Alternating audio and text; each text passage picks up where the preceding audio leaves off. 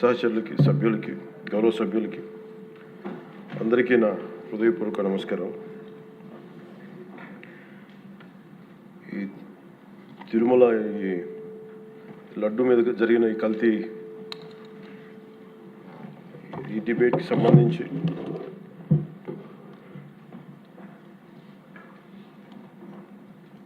$68 లక్షల కిలోల నెయ్యి అని చెప్పే ఒక కల్తీ నెయ్యిని వాడారు. దీని మీద ఫస్ట్ ఇది ఎలా బయటకు వచ్చింది?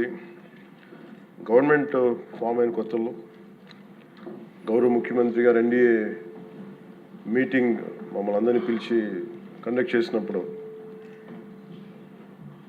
ఆ రోజు ఒక నేషనల్ డైరీ డెవలప్మెంట్ బోర్డు చేసిన రిపోర్ట్ని చదివారు. వీళ్ళు గత పాలనలో ఇది కూడా జరిగింది అనేది టీటీడీ బోర్డు వారి పాలక మండలి చేసిన ఇది కూడా జరిగింది అనేది తెలియజేశారు. అంతే, అక్కడితో అయిపోయింది అధ్యక్ష. దాన్ని అంతకు మించి ముందుకు తీసుకెళ్ళాలి. లేదంటే నేను అది విని నాకేమనిపించిందంటే అది ఇలాంటివి కూడా జరిగినాయా? ఎందుకంటే ఆల్రెడీ గతంలో తిరుమలకి పైకి అంత వెళ్ళినప్పుడు కొంత స్థానికంగా కొంత ఉన్న చెప్పింది, తిరుమలలో చెప్పింది ఇవన్నీ కోరిలేట్ చేసుకొని కొంత ఆ ప్రసాదం కూడా క్వాలిటీ లేదని ఎలా చేశారు ఏంటో అనుకున్నాం. కానీ ఒక గబుక్కుని ఒకళ్ళు బ్లేమ్ చేయడం అనేది చాలా ఆలోచించి మాట్లాడుతాం. ముఖ్యంగా పబ్లిక్ లైఫ్లో ఉన్నాం కానీ బాధ్యతగా ఉన్నాయి మా పొజిషన్. అలాంటిది అసలు ఈ నెయ్యిలో కల్తీ జరగలేదు ఇవన్నీ వాళ్ళు మాట్లాడుతుంటే దాని మీద చాలా కంప్లీట్ వివరణ ఇవ్వాల్సిన అవసరం ఉంది అనిపించింది అధ్యక్ష. ముఖ్యంగా గత ప్రభుత్వ పాలనలో ఉన్నప్పుడు ఎక్కడా కూడా దేవాలయాల మీద దాడులు జరిగినా ఇంకోటి జరిగినా ఎక్కడా కూడా మేము దోషుల్ని పట్టుకోండి అని చెప్తా వచ్చాం తప్ప ఎక్కడా కూడా మీరు చేయించారని కానీ మీరు ఉన్నారని కానీ ఎక్కడ ఎందుకంటే తక్కువ అలా కూర్చోబెట్టి ఎలా పడితే అలా మాట్లాడటానికి బాధ్యత ఉంటాం కాబట్టి అలా మాట్లాడలేము. అలాగే ఇది కూడా గౌరవ ముఖ్యమంత్రి గారు రోజు ఎన్డీఏ సభలో చెప్పినప్పుడు మాకు కూడా ఏమనిపించిందంటే దీన్ని ఎలాగా అడ్రస్ చేయాలో నాకైతే ఇంటికి వెళ్ళాక నాకు అర్థం కాదు. ఇలాగ యానిమల్ ఫ్యాక్ట్ కూడా కలిసినాయి, ఇది ఎన్డీడీబీలో వచ్చింది అని నేషనల్ డైరీ డెవలప్మెంట్ బోర్డు దాంట్లో. సో ఇవన్నీ కూర్చోబెట్టి మాట్లాడుతున్నప్పుడు నేను తర్వాత మార్నింగ్ నేను ట్వీట్ చేశాను అధ్యక్ష. దాని మీద ఎందుకు ట్వీట్ చేయాల్సి వచ్చిందంటే వరుసగా నన్ను ట్యాగ్ చేస్తే చాలా మెసేజ్లు వస్తూ ఉన్నాయంట. నా ఆఫీస్ నుంచి అన్ని పంపించేటప్పుడు నేను చూసాను ఏం జరిగిందంటే మీరు ఎవరు మాట్లాడరేంటి, ఇలాంటి రిపోర్ట్ ఉన్నప్పుడు కూడా మీరు ఎవరు మాట్లాడరు ఏంటంటే అప్పుడు నా ఉద్దేశం ఏముందంటే ఇది ఈ దేవాలయాలు జరిగే ఇలాంటివన్నీ ఇవన్నీ కూర్చోబెట్టి దీనికి ఒక రక్షణ ఒక సనాతన ధర్మ రక్షణ బోర్డు లాంటి ఉంటే బాగుంటుంది. ఎందుకంటే ఇలాంటి కూర్చోబెట్టి చాలా న్యూట్రల్గా చాలా ఆబ్జెక్టివ్గా చేయొచ్చు ఇవి అనే ఉద్దేశంతో నేను పెట్టాను అధ్యక్ష. నాకు గిల్ట్ ఎక్కడొచ్చిందంటే అరే ఇవన్నీ మనకి లాస్ట్ 2-3 ఇయర్స్ మా టెంపుల్ దగ్గర తిరుమలకి వెళ్ళినప్పుడు కూడా గౌరవ మంత్రివర్యులు మనోహర్ గారు మేము వెళ్ళినప్పుడు మా దృష్టికి చాలామంది తీసుకొచ్చారు అధ్యక్ష. మేమే 2-3 పర్యాలు మేమే మాట్లాడుకున్నాం. సో నాకు అవన్నీ గుర్తొచ్చి అరే మనకి తప్పు జరిగింది తెలిసి మనం దాన్ని సరిగ్గా తీసుకెళ్ళకపోయిన ఒక పశ్చాత్తాపంతో నేను ఒక దీక్ష చేశాను అధ్యక్ష. ఆ తర్వాత దాన్ని అందరూ అన్ని రకాలుగా తీసుకెళ్ళారు సార్, 3 పార్టీస్. అలాగే మాకు తర్వాత మొన్న గౌరవ ముఖ్యమంత్రి గారు మనకి కేశవ్ గారు మా క్యాబినెట్లో కూర్చున్నప్పుడు మా దృష్టికి తీసుకొచ్చింది అసలు ఈ నెయ్యే లేదనేది చాలా స్పష్టంగా తెలియదు. మాకేమనిపించిందంటే ఏదైనా సరే innovation is very important in life. Innovation లేకపోతే ఈ పాటికి ఒక్కొక్కరు ఒకలా ఇన్నోవేట్ చేస్తారు. బట్ ఈ పర్టికులర్ ఈ గత ప్రభుత్వంలో ఉన్న వ్యక్తులు వీళ్ళు అరాచకంలో ఇన్నోవేషన్ చేశారు. వీళ్ళు కల్తీలు కూడా అంటే మామూలుగా ఒక నెయ్యి కావాలంటే పాలలో నుంచే కాకుండా రసాయనాల నుంచి కూడా తీయచ్చు, మిగతా వాటి నుంచి కూడా తీయచ్చు అని చేసి చూపించారు. దానికి సంబంధించిన కంప్లీట్ ఈ సిబిఐకి ఆ రిపోర్ట్ ఇచ్చినప్పుడు ఎక్కడా కూడా నెయ్యి లేకుండా వీళ్ళు నెయ్యి తయారు చేశారని స్పష్టంగా తెలియజేశారు. ఇప్పుడు మనం ఏం మాట్లాడుతున్నాం వీళ్ళందరితో అంటే ఎక్కడా కూడా ఈ సభ సాక్షిగా చెప్తున్నాను, ఇది ప్రజలకు కూడా తెలియాలి, ఎక్కడా కూడా గత ప్రభుత్వం తాలూకు హెడ్ చేసిన వ్యక్తి చేశారని ఎక్కడ కూడా నేను ప్రత్యేకించి మాట్లాడాను. నేనేం చెప్తాను, టీటీడీ పాలక మండలి బాధ్యత ఇది.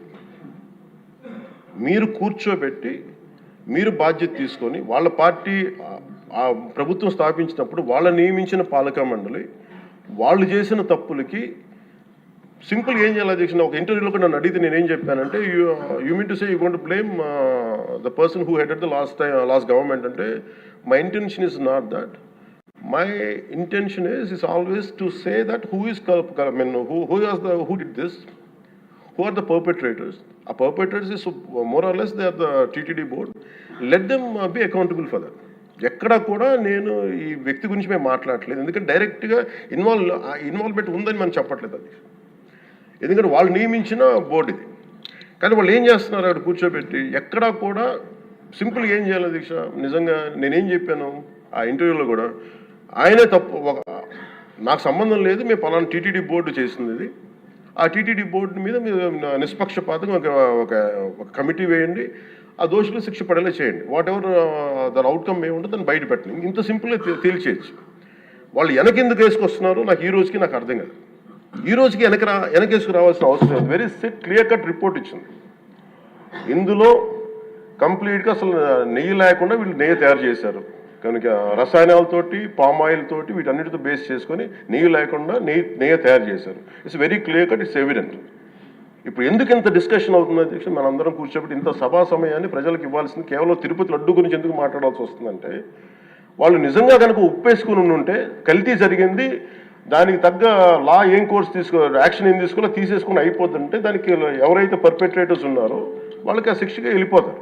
అలా కాకుండా అసలు ఆ నెయ్యిలో కల్తీ లేదు, యానిమల్ ఫ్యాట్ లేదు, రిపోర్ట్ ఇచ్చిన తర్వాత ఇవన్నీ.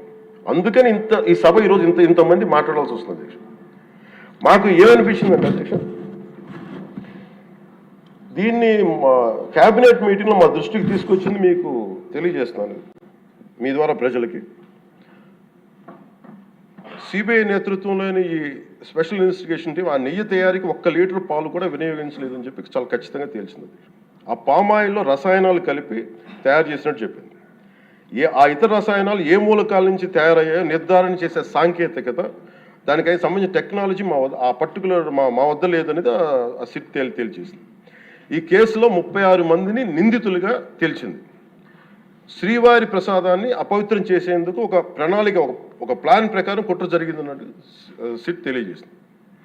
అలాగే పోనీ దీనికి ముందు ఏం జరిగిందని చూస్తే, తమకి నచ్చిన సంస్థలకి నెయ్యి సరఫరా కాంట్రాక్టులు కట్టబెట్టేందుకు ఒక ప్రణాళిక ప్రకారం టెండర్ నిబంధనలు సవరించారు. నెయ్యి సరఫరాకి సంస్థకి ఉండాల్సిన కనీస వార్షిక టర్నోవర్ 250 కోట్ల నుంచి 150 కోట్లకు తగ్గించారు.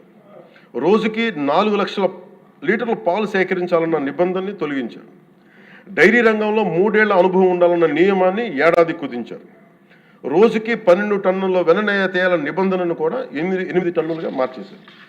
అంటే ఒకరికి నెయ్యి కాంట్రాక్ట్ ఇవ్వాలంటే ఇన్ని నిబంధనల్ని తూట్లు పొడిచారు.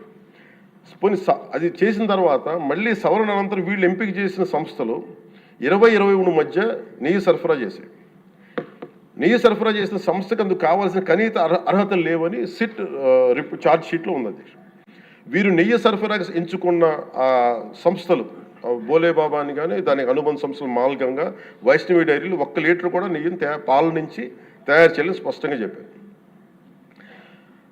ఇది 19-24 మధ్య 11 కోట్ల మంది భక్తులను శ్రీవారిని దర్శించుకుంటే ఆ కాలంలో మొత్తం 48 కోట్ల లడ్డు ప్రసాదాలు విక్రయం జరిగింది. దాంట్లో సుమారు 20 కోట్ల లడ్డూలు నకిలీ నెయ్యితో తయారయ్యాయని చెప్పి టీటీడీ రికార్డ్స్ తెలియజేస్తాం. ఆ 11 కోట్ల మందికి రసాయనాలతో నిండిన మన లడ్డూలు పంపించారు. అలాగే ఇందులో 1,00,000 లడ్డూలు కూడా అయోధ్య రామమందిర ప్రారంభోత్సవానికి పంపిణీ చేశారు. నేను మొన్న మన క్యాబినెట్లో మన గౌరవ ముఖ్యమంత్రి గారు మేమందరం కూర్చొని మాట్లాడుతున్నప్పుడు నాకు పర్సనల్గా మెసేజ్లు ఏంటంటే, మన ఈ అయోధ్యకి పంపిన లడ్డూలు ఈ లడ్డూలు కాదు, ఇవి వేరే లడ్డూలు. అలా ఎలా తేడా చెప్తారు వీళ్ళు? దానికోసం ప్రత్యేకంగా అంటే అక్కడ నిబంధనలు ఎక్కడా కూడా మీరు నెయ్యి మేము పలానోళ్ళు కొన్నారు మాకు డీటెయిల్స్ ఇస్తూ ఉన్నారు. నేను సభాముఖంగా ఎందుకు వాళ్ళకి పేర్లు ప్రస్తావించారు ఆ చెప్పిన వ్యక్తులు కానీ వీళ్ళు కానీ. నేను అడిగింది ఏంటంటే, ఓకే మీకు దాని మీద ఆధారాలు ఏమున్నాయి, మీరు ఈ లాటే పంపించారు అయోధ్యకి అనేది మీకు ఏముంటే ఎక్కడ ఏం లేదు, అన్ని గాల్లో మాట్లాడుతున్నారు వీళ్ళందరూ. ఇప్పుడు మేము ప్రత్యేకించి మేము అడుగుతుంది ఏంటంటే దీనికి సంబంధించి కంప్లీట్ పాలక మండలి బోర్డు, టీటీడీ పాలక మండలి board, they have to take responsibility. వాళ్ళని ఒక గత ప్రభుత్వాన్ని నడిపిన ముఖ్యుడైన వ్యక్తి వాళ్ళని వెనకేసుకొస్తున్నారంటే అందులో కూడా మీకు కూడా బాధ్యత తీసుకోవాల్సి వస్తుంది. అందుకని సభాముఖంగా మేము అందరికీ ఏం చెప్తున్నామంటే let the law take its own course. ఎవరైతే దోషులు ఉన్నారో వాళ్ళకి శిక్ష పడాల్సిందే. మా ఉద్దేశం ఒకటే అధ్యక్ష,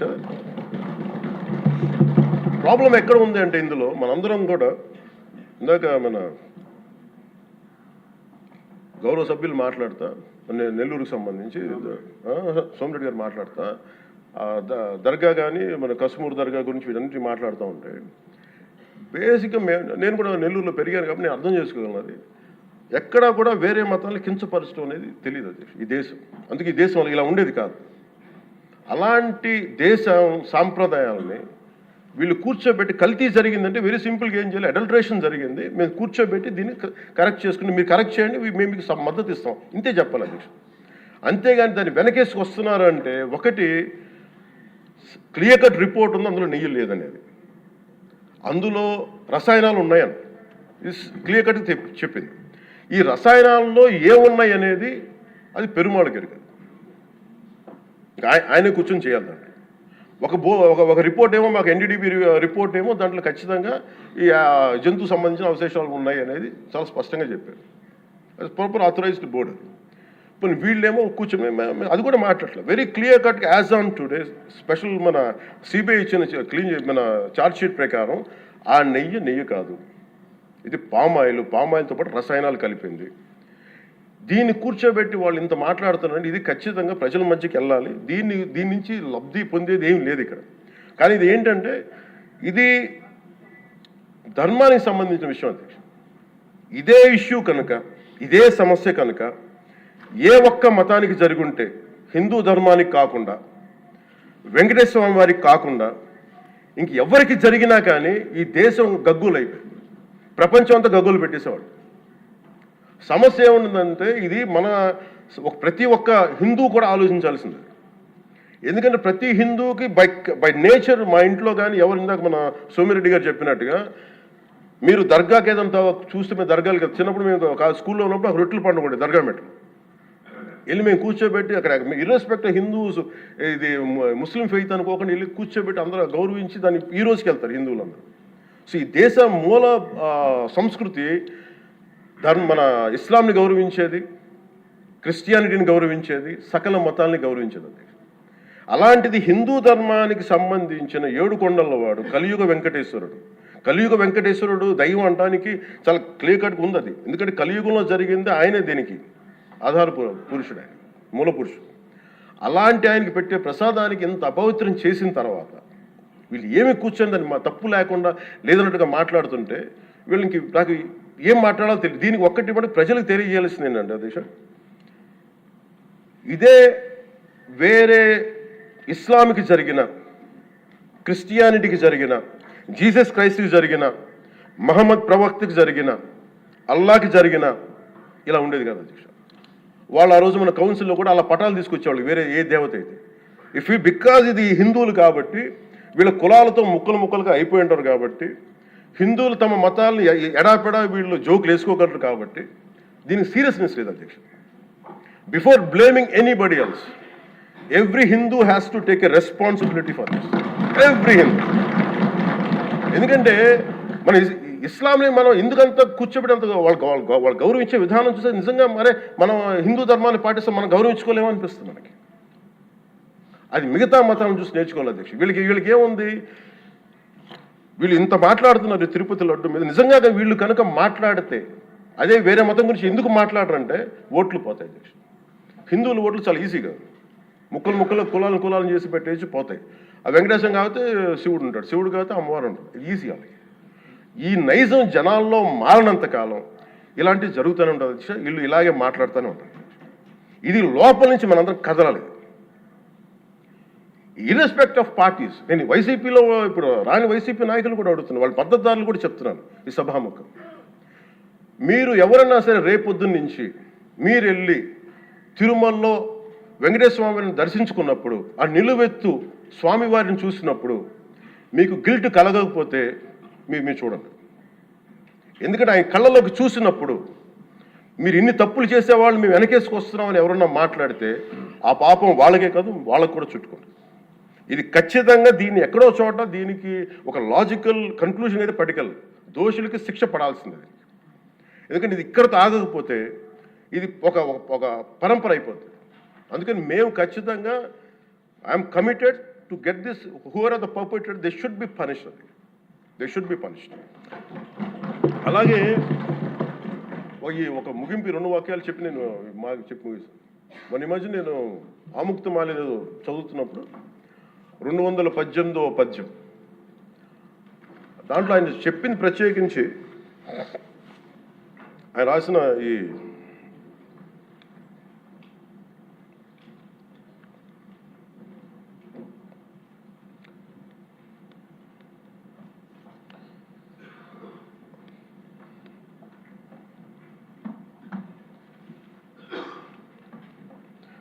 అంటే దేవాలయాల మీద డబ్బుల్ని ఎలా ఉండరు అంటే రాజు రాజుకి కర్తవ్యాన్ని ఉపదేశించే పద్యం. ఆయితికానికి ఇవ్వకు మమరాలయ ముఖ్యము అతడు అర్థతృష్ణాయుతుడై నిజోర్వియగు నష్టికి ఆ ధనమును తరల్చి రాజు ఆయతనమునకు చేర్చు మరి అట్టిది ఆపత్యము కాన ఒంటిగాడే అధికారి కావలయ ఇంచుకు తిన్నను వాడే రూపురం. మనకు తెలిసిన మహా గొప్ప పరిపాలకులు కృష్ణదేవరాయలు రాసిన అముక్తమాల్యదలోనిది ఈ పద్యం.